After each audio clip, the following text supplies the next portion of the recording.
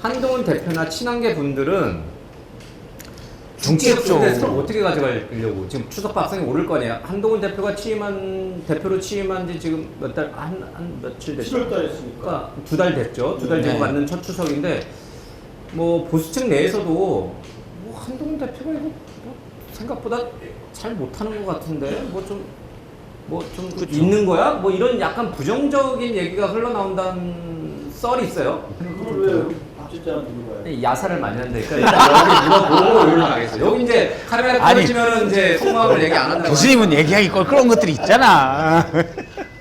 이게 한동훈 대표가 현재까지도 보수의 유력 대선 주자예요. 왜냐하면 팬덤이 있는, 보수에서는 여태 팬덤이 없었거든요.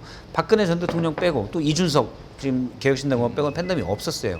근데 팬덤이 강한, 위두은이가 9만 명이 넘는, 댓글들 보시면 알겠지만 많은 지지자들이 한동훈 화이팅을 외치고 그래요. 그 팬덤이 있는 간만에 나온 보수자예요. 그래서 한동훈 대표가 보수의 유력 대선 주자라고 많은 분들이 생각해요. 정치권 안에 계신 분들도. 그리고 극소수의 친윤을 빼고는 나머지도 한동훈이 될 가능성이 커라고 생각을 해요. 그런데 한동훈 대표가 된 지 거의 2달 가까이가 다 되는데 그만한 리더십을 지금 당내에 갖고 있냐? 못 갖고 있죠. 왜냐면 리더십을 지지를 받았지만 그렇죠. 당심은 받았지만 의원들의 이 원심을 받았느냐? 강력한 대선 주자인데 이분이 앞으로 잘할까라는 걸 옆에서 보다 보니 의구심이 든 거예요. 의원들이 같은 국민의힘 의원들이 네. 몇 분들은 밥을 먹었는데 오히려 멀어졌다. 아, 이분 성정이, 한동훈 대표를 보고 이분 성정이 정치를 잘할 것 같지는 않다라고 생각하는 사람들도 있어요. 물론 이게 와전됐을 수도 있지만 문제는 그런 얘기들이 퍼져나가잖아요. 그 의원들이 오세훈 시장 반사로 많이 간다면서요. 근데 그것도 연관이 있는 거예요. 그렇죠. 근데 그거는 의원들이 가는 것도 있지만 오세훈 시장이 부르는 것 같아요. 좀 다른 또 얘기고. 네, 오세훈 시장이, 어쨌든. 오세훈 시장도 요즘 이제 대선에 관심이 많거든요. 그래서 적극적인, 빈틈을 파고드는 네, 전략. 아예 눈에 띄는 전략. 막 자꾸 부르는 것 같아요. 그러면 뭐 의원들 입장에서는 이쪽 저쪽 다 걸쳐놓는 게 나쁘지 않으니까 막 가겠죠. 근데 한동훈 대표가 그 정도 내가 확고한 대선 주자라는 거를 보여줄 수 있는 상황이었음에도 불구하고 못 기대에 보여줬어요. 못 미친다. 그거는 일단 상황이 어려워요. 대통령 임기가 반이 안 지났기 때문에 대통령과 사이가 나쁜지 다 알고 있었죠. 상황이 어렵고 예를 들어 최상병 특검법이랄지 김건희 특검법이랄지 한동훈 대표가 치고 나가기에도 애매한 현안들이 있어요. 근데 그래서 어려운 과제임은 알겠지만 근데 본인이 처음에 전당대회 나올 때 이 어려운 거 모르고 나왔어요. 최상병 특검법이 갑자기 툭 튀어나온 게 아니잖아요. 대통령이 본인 싫어하는 거 몰랐어요? 알았잖아요. 그걸 하겠다고 나왔거든요. 근데 본인의 말만큼은 안 되고 있는 거예요. 이때 잘 결단을 내려야 돼요. 그 부분은 뭐 일정 부분 그 지금의 우리 한동훈 대표의 처지를 설명을 좀 잘 해준 것 같고요. 이제 그걸 저는 똑같아요. 이게 컵에 물이 절반 남았을 때 절반이나 남았다는 사람하고 절반밖에 안 남았다는 평가를 엇갈릴 수밖에 없는데 저렇게 생각할 수도 있지만 저는 어떻게 보냐면 한동훈 대표 등장, 한동훈 현상은 뭐냐면요. 윤석열 대통령이 이 고집을 꺾지 않는 한 이 당의 미래가 없다라는 위기감이에요. 뭐 저부터 시작해서 이번 총선에 이렇게 대참패를 했는데 대통령이 바뀐 게 뭐가 있습니까? 비서실장 바꾼 거 말고는 아무것도 없어요. 총리 바꾼다고 그래서 사표를 수리했다고 그러는데 그 상태로 지금 몇 개를 가지고 갑니까? 그러니까 내가 볼 때 지금 총리 삐뚤어졌어. 후임 총리를 지금 뭐 물색도 안 하는 것 같아요. 그래서 제가 볼 때는 변화하지 않는 고집센 정말 기대하기 굉장히 난망한 이 윤석열 대통령의 상황을 놓고 우리 당은 어떻게 할 것이냐.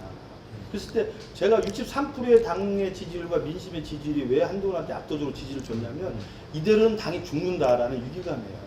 그래서 뽑혔기 때문에 한동훈 대표는 뭐냐면 모르겠어요. 윤석열 대통령이 지금 현 대통령이고 실권을 많이 갖고 있기 때문에 뭐 충돌도 할 수 있고 의견 갈등도 있을 수 있고 여러 가지 차별화도 생길 수가 있는데 번번이 좌절할 수 있습니다.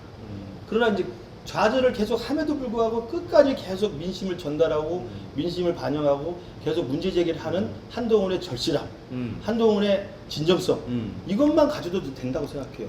어차피 그걸 국민들이 다 보고 있거든요. 이번에 의료 갈등 같은 경우도 한동훈이 안 쓰면 여야 의정 이거라도 생각이라도 했겠어요? 용산은 그런 거 아예 생각도 안 했을 거예요. 근데 한동훈이 나서서 이야기하고 용산이 뭐 불쾌하고 뭐 만찬 취소하고 뭐 연찬에 안 오고 치고받고 하다 보니까 받는 모양새가 됐잖아요. 일단 여야 의정 협의체는 용산이 받았단 말이에요. 친한파네, 친한파. 친한파라기보다는 친국민파. 그러니까 제일 중요한 건 한동훈이 말한 것처럼 속가 못 낼 수도 있어요.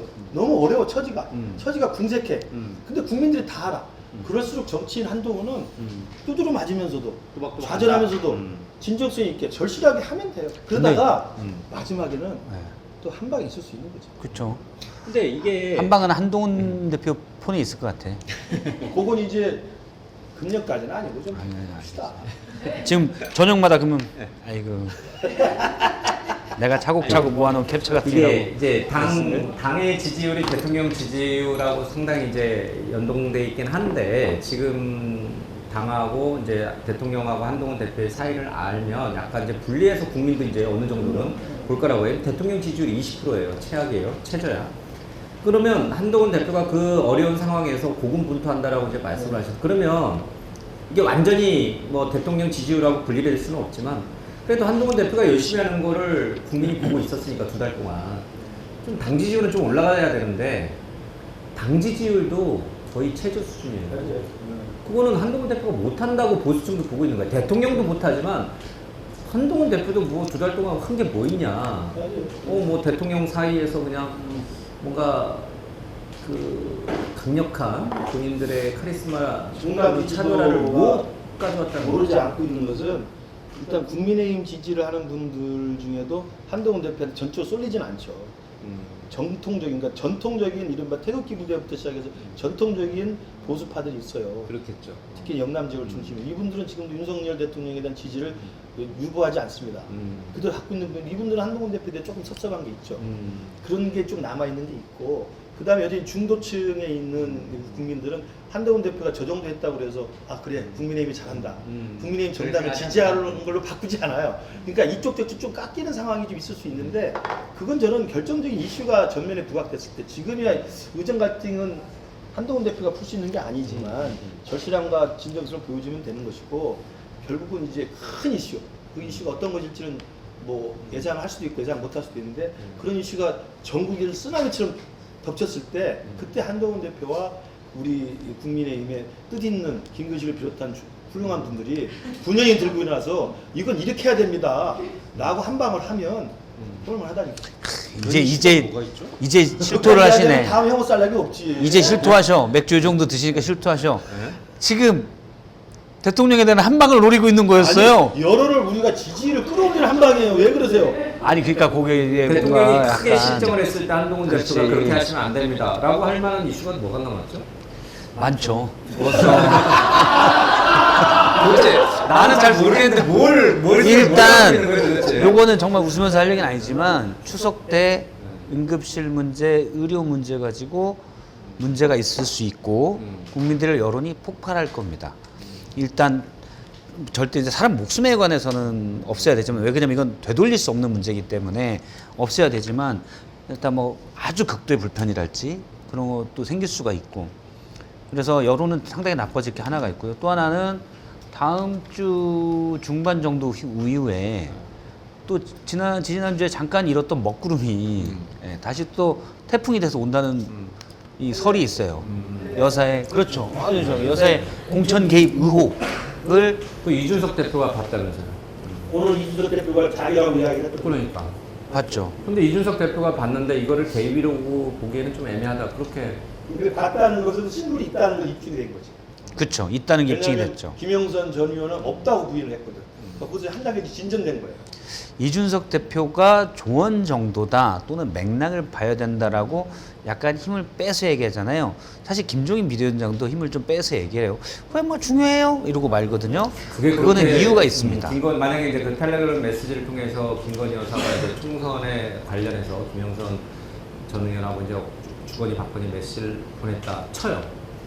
그게 그렇게 막 세상이 막 뒤집어질 정도의 큰 이슈에 대통령을 탄핵으로 몰고 갈 정도의 아니죠. 이슈. 그건 아니고. 근데 이제 처음에 이 사건이 불거졌을 때 당사자인 김영선 전 의원의 이제 가짜라고 일반적인 반응은 의문하고 가짜다고 이야기했는데 오늘 이준석 의원이 그 A 의원이 나다. 내가 봤다. B의원도 있고. B 의원도 있고 그렇다면 그 캡처본이 있다는 걸 일단 이야기를 한 거고 이 캡처본이 만약에 지금 박 시장 말대로 연휴 지난 다음에 어디서 이제 기사 한번 떠버리면 뉴스토마 뜨고 또 네, 준비하는데 떠버리면 일단 김영선 의원의 말이 거짓말이 된 셈이잖아요. 그러면 이 내용을 보고 이제 판단을 할 건데 일단 거짓말 되기 때문에 사태는 악화되는 것이고 그다음 내용을 보고 이게 과연 총선 개입이냐 아니냐는 또 논란이 있을 수 있어요. 그러나 제가 우려하는 건 뭐냐면 이건 시작일 수 있다는 거죠. 이건 시작일 수 있다. 여기까지만 제가 김건희 총선 개입이 총선 개입이 굳이 아니더라도 국정이 어려우면 왜냐하면 그 김영선 전 의원에 대해서 옮겨보세요. 지역으로 옮기면 제가 맞추면 뭐냐고 생각해 볼게요. 이런 이야기가 김영선 의원 입장에서는 생각해주는 이야기지만 오지랖이 너무 넓은 거예요. 여사님의 네, 여사님 오지랖이 너무 넓어요. 여사님이 전반적으로 국정에 개입했다라는 국정 개입이라고 제가 단정지 교수님 더 주시면 안 될 것 오지랖이 넓다. 대통령의 위험해졌어. 가만히 있고 정말 최소한의 움직임만 해야 되는 거예요. 근데 그 최재형 목사 만났을 때도 이제는 제가 통일 사업에 나서야 될 것 같습니다. 오지랖이 얼마나 넓고 나도 안 나서고 있는데 그러면 안 되지. 근데 그런 이야기를 한두 명만 했겠냐고. 그 불안한 전조를 보는 것 같아서 우리는 정말 우리 한동훈 대표를 중심으로 해서 잘 준비를 해야 되겠다 이런 이야기죠. 한동훈 대표를 중심으로. 아 우리 당 대표니까. 아니 그러니까 그러면 한동훈 대표는 그럼 뭐 이런 현안에 대해서 왜 막? 아니, 여기 같은 쪽으로 앉아야 돼요. 내가 다른 분을 한 분 더. 아니 그러면 한동훈 대표를 중심으로 해서 이 위기를 돌파해야겠다. 거기까지는 동의. 예. 네, 또. 그 당원의 뜻이에요. 아니 근데 그러면 한동훈 대표는 그런 현안에 대해서 어떤 생각을 갖고 있는 거예요? 김건희 여사의 뭐 그런 텔레그램 메시지 총선 개입부터 해서 주가 도이치모터스 얘기 또뭐몇 얘기에 대해서 그냥 사과, 그냥 오로지 온리 사과만 하면 된다. 이게 한동훈 대표의 생각이에요? 아니면 사과를 넘어서서 뭔가 다른 뭔가를 아니죠. 국정 쇄신 전반의 어떤 개혁 변화 그런 걸 원하는 거예요? 그걸 그 대통령이 현직에 계신데 그건 불가능하고요. 그러나 이제 국민의 목소리를 계속 대신하고 우리 당도 바뀌어야 된다는 걸 계속 일관되게 발신하는 거건데 예컨대 김건희 여사 사건 같은 경우는 사과를 요구하는 건 당연한 거고요. 그건 디올백부터 일관된 메시지였잖아요. 사과를 해야 된다. 우리 조금 다 그랬습니다. 그게 뭐가 문제가 기폭제가 될 수 있냐면 특검이 이제 법안이 발의가 돼서 네. 통과가 되잖아요. 특검이 통과가 되면 거부권 하겠죠. 그럼 재표결에 들어가요. 그럼 국민 여론이라는 게 있어요. 그러면 이 특검에 대해서 한동훈 지금 여당 대표가 재표결로 돌아온 특검법을 어떻게 할 것인가에 대해서 고민을 할 수밖에 없죠. 지금 공천 개입 의혹에 대해서 한동훈 대표가 명확하게 얘기를 안 해요. 사실은 그러면 대통령실 입장이 있었거든요. 대통령실은 일축했습니다. 공천 개입이 없었다. 대신 그것보다 더 가볍게 일축할 수 있는 방법은 그런 텔레를 여사는 보낸 적이 없다라고 하면 돼요. 그러니까 사실을 근거가 되는 사실을 부인하면 되는데 요 사실은 부인하지 않고 공천 개입이 없었다는 결론만 부인을 하는 거죠. 근데 그러면은 뭐 미수냐. 근데 이거는 그냥 공천 개입이 했다면 그것 자체로 법적으로도 문제가 되고 특히 국민 정서상은 엄청나게 문제가 되죠. 근데 이 부분에 대해서는 대통령이 부인을 못 하고 있거든요. 근데 어쨌든 결론이라도 부인을 했는데 한동훈 대표가 그러면 이 입장을 따라가냐? 꼭 그것도 아니에요. 저는 한동훈 대표가 지금 시기를 보고 있다고 생각을 해요. 지금 의료 대란 문제 때문에 국민 여론은 엄청나게 안 좋아질 거고 그리고 다음 주에 거의 예고된 정난훈 여사의 공천 개입 의혹과 여사 목소리가 나온대요. 녹취에. MC화 했던 그런 얘기가 있거든요. 거기에서 이제 부적절한 얘기들이 이제 나오면 물론 당연히 대통령실은 진여부를 가지고 아니다라고 하겠죠. 근데 어쨌든 그런 얘기들이 좀 나올 거고 그럼 여론이 확 나빠졌을 때 한동훈 대표와 일부 여당 의원들이 예를 들어 김건희 여사 특검법이라든지 이런 거에서 어떤 판단을 하느냐. 알겠습니다. 이게 상당히 중요한 부분이에요. 뭐 계속 뭐 추석밥상에 한동훈, 김건희 여사, 윤석열 대통령 얘기만 이재명도 해요, 이제. 이재명도 해야 되는데 한 가지만 더 아까 잠깐에 오세훈 시장 네, 네. 움직임은 한동훈 진영에서는 어떻게 파악하고 있어요? 그거는요. 저는 한동훈 진영이 아니고 아, 예리하신데? 예리하셔. 우리 당에서 시간을 속마음을 얘기해요. 우리 당에 선출된 당대표를 중심으로 당을 변화시키자는 주장이고요. 지금 상황은 지금 이재명, 윤석열 강대강으로 싸우죠. 정치가 실종됐죠. 한동훈 대표가 올라갔지만 아까 말씀하신 대로 힘에 붙여서 처지가 궁색해서 열심히 하고 절실하고 진정성이 있으나 성과가 별로 안 보이는 것 같잖아요. 그러다 보니까 오세훈 시장은 가만히 있어도 그냥 관심을 갖게 돼요. 아니에요. 가만히 있질 않으니까 하는 얘기. 가만히 있으면 관심이 갔는데 제가 그래서 오시현 씨한테 하고 싶은 조언이야. 이럴 때 가만히 있어라. 아대지 말고. 가만히 있어도 밑에 올라가는데 뭐하러 여기서 관절을 부르고 뭐 정치적 발언을 합니까? 저는 그래서 한번 그 이야기 하려고 그래요. 정치적 아직 관절을 초대받지는 못하죠. 그럼요. 저는 함부로 관절 같은 데 가지 않습니다. 그러니까 이럴 때 왜냐하면 정치가 시끄러운 정치가 너무 극한적이고 쌍땀들만 모여서 서로 헛소리하고 싸우고 지금 먹고 국민들이 지금 너무 필요해요. 그러니까 오세훈한테 관심이 가는 거예요. 이거 자연스러운 현상입니다. 왜냐하면 대안임을 놓거든. 조금 정치에 좀 비켜져 있잖아요. 그런데 정치적으로 참여할 필요는 없죠. 제가 그냥 본 것만 얘기하면, 보고 느낀 것만 얘기하면, 오늘도 여기 이 자리에 오기 전에 제가 어떤 잠재적 대선 주자, 잠시만 대선인가? 대선 전명을 보고 왔어요. 김근진이야? 여기 와서 보신 거예요? 아니 우리 형님 술 그만 드리라니까. 앉아요. 대선 자문을 보고 왔는데 뭐 대선에 출마한 적도 있어요, 경선에. 근데 이제 대선 주자들이 지금 느끼는 건 뭐냐? 그거는 오세훈 시장, 김동연 지사 가장 분명히 많이 느끼고 있는 것 같아요. 제가 볼 그렇게 때. 얘기 많이 나오대요. 요즘 세트로. 네. 근데 뭐냐면 지금 대통령 임기가 반도 안 지났잖아요, 사실은. 그러니까 당선된 일은 반이 지났어요, 9월 9일 날. 근데 반도 안 지났는데 언제 대선이 있을지도 모르겠구나, 심리적 불안감이 있어요. 그래서 내가 준비를 하고 있어야 되겠구나, 약간은. 김동연도 오세훈도 둘 다. 제가 그 말로는 그분들이 얘기 안 하지만 잠재적 대선 제가 주자들이. 그쪽 캠프들을 쭉 보면 그런 불안감들이 있어요. 그건 너무 나간 이야기. 네, 그 나갈 수 있어요. 근데 그분들이 실제로, 왜냐면 이건 가능성의 문제인데, 가능성이 10%만 있어도 이분들은 준비를 해야 되거든요. 뭐가 있다 갑자기 이러면 안 되니까. 그러니까 자꾸 가만히 있고 싶은데 그냥 불안해 초조한 거고. 그러니까 자꾸 이제 언론에 나오는 거죠. 그럼 뭐 얘기 나온 김에 조금 더 들어가면 진짜 대통령이 임기를 마치지 못하는 경우, 그러니까 탄핵 말고는 없어요. 근데 민주당 일부에서 탄핵을 해요. 근데 탄핵도 그렇고 무슨 뭐 계엄 얘기도 그렇고, 이게 일반 이게 추석 밥상에 올라갔을 때 그런 진짜 계엄 가능성이 있어, 탄핵 가능성이 있어, 뭐 이런 주장을 하는 분이 있으면 그분 주장이 그게 먹힐까요? 있지 않다고 보고요. 그러니까 지금 윤석열 대통령이 총선에서 이렇게 졌는데도 정치의 기본적인 ABC가 하는 상식이 있는 정치인이라면 대변신하고 정말 국정운영이 좀 바꿔야 됩니다. 그런데 그렇지 않잖아요. 왜 그럴까요? 이재명 때문에 그래요. 그 계엄령 이야기하는 김일성이나 이 저기 정청래 같은 사람들은 그러는 거예요. 예. 야, 쟤는 저러는데 뭐 버텨도 돼. 근데 이게 적대적 공세냐. 제발 자주 이야기 좀 해. 저는 이제 방송에서도 제가 무지에 얘기를 해요. 그러니까 탄핵에 대해서도 제가 여러 번 얘기했던 뭐 CBS나 이런 데 중도적인 매체에 가서도 얘기하는 게 뭐냐면, 정치권이 절대 이걸 이끌고 갈 수 없습니다. 어떤 정말 국민들이 분노할 만한 사안이 나오면 그 민심의 파도를 타고 가는 거지, 정치권에서 탄핵 얘기해봐야 사람들은 오히려 희석돼요. 그래서 제가 민주당한테 그런 얘기 하지 마라. 저도 앞서 이제 임기 얘기했지만 그거는 객관적으로 가능성이 일부 있다, 그리고 대선주자 그걸 보는 것 같다는 얘기지, 저도 그 대통령이 탄핵되는 걸 원하지 않아요. 그거 원하는 국민 아무도 없어요. 대통령이 탄핵될 만한 짓을 안 했기를 원해요. 정말 그건 원하지도 않고.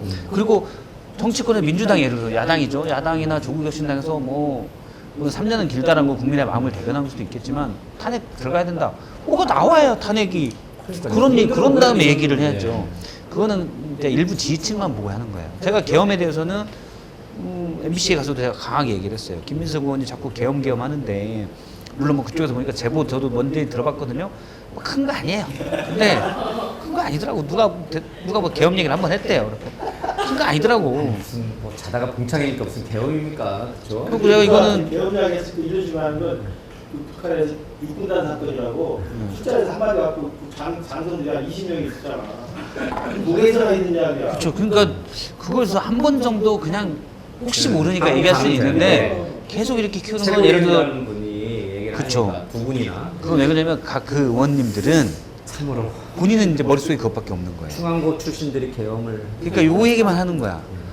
그러면 그건 예를 들자면 어떤 예냐면, 제가 이제 유튜브니까 좀 더 과격하게 얘기하면, 우주인이 쳐들어올지 모르니까 우주방위 사령부를 빨리 창설합시다 지금 얘기하는 이렇게 거예요. 이야기해. 아 그래요? 그 요런 외계인 함수고 아 그렇구나.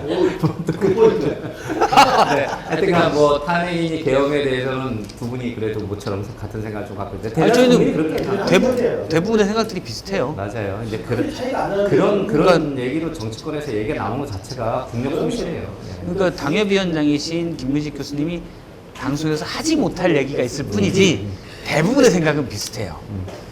그런 분들 주장하시는 분들은 국회의원 그 명절 휴가비 400만 원 오늘 뭐 한동훈 대표가 링크까지 걸어서 김미애 의원이 그죠? 예, 그거였는데 그분들은 좀 이렇게 뺐으면 좋겠어. 아니 그러니까 정무적으로 정략적으로 봐도 그래요. 지금 의료 대란 또 여러 가지 문제에서 윤석열 정부가 욕먹을 일 천지고 또 정말 시급한 민생 하나 또 엄청 많은데 왜 뜬금없이 계엄을 해서 이슈를 분산시키냐고요. 그러니까.